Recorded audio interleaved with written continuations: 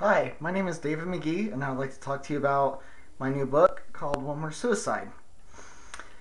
It's about this guy named Brian Oldman. He's 24. He's gay. He's suffers from a severe form of depression that he currently is seeking help for in the book.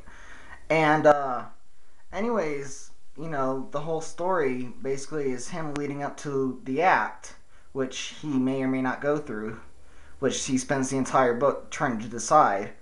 And throughout it, he tries to find redemption in himself and his friends, and even his family. Like, they're not that nice to him, but he still has flashes of memories for when they were good to him.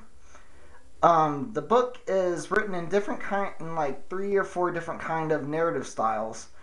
One is first person, which is through his own diary, which was fun writing, and third person, which I don't have to explain that to you. Um, and Also, I've included some like definitions and like uh,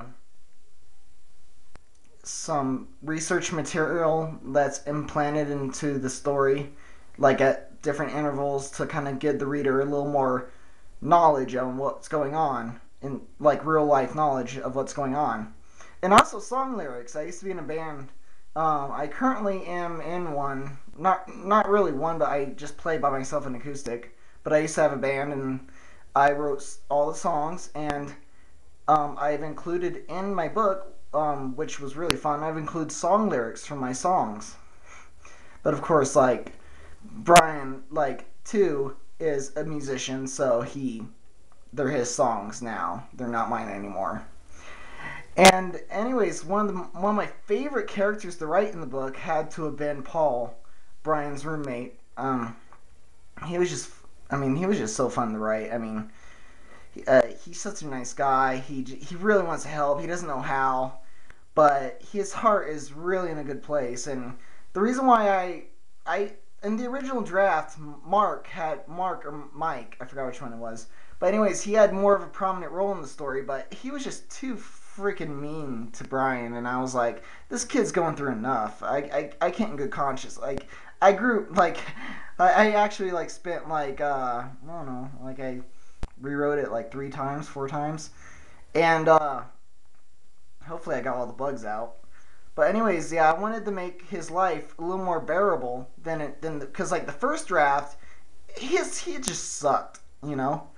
And I really wanted to make this, you know, something where a normal person would look in on it and go, "Wow, that's not that bad." But that was the point, is that things aren't that bad. It's all in his head, and that's where the narrative comes from.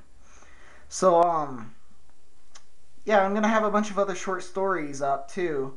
So, the one that you can find now, as of this recording, is Chicken Salad Sandwich. It's a short story about this old lady who comes to this neighborhood, and this young man, finds out that whenever you eat her chicken salad sandwiches, you come under her control, and he won't eat one, so she comes after him, along with the neighborhood too. So there's lots of blood, body parts, and firemen. Yeah. Anyways, I'll post more when I can think of it, and thank you so like if you got to the end of this message, thank you so much for considering like the book. It means so much to me, and I really I really want nothing more than as many people to read it and like it and get what I'm saying as they can. But yeah, just be warned, the story does contain some graphic sexual violence because like, it's alluded throughout the entire thing that something bad happened to him about 2 years ago from the book's present time. And, and that plays a big part in his decision in the end. So hopefully, you read it and you like it, and you'll read more of mine, and we'll develop a good relationship. I can't wait to hear from you. Have a great time. Night. Day. Yeah.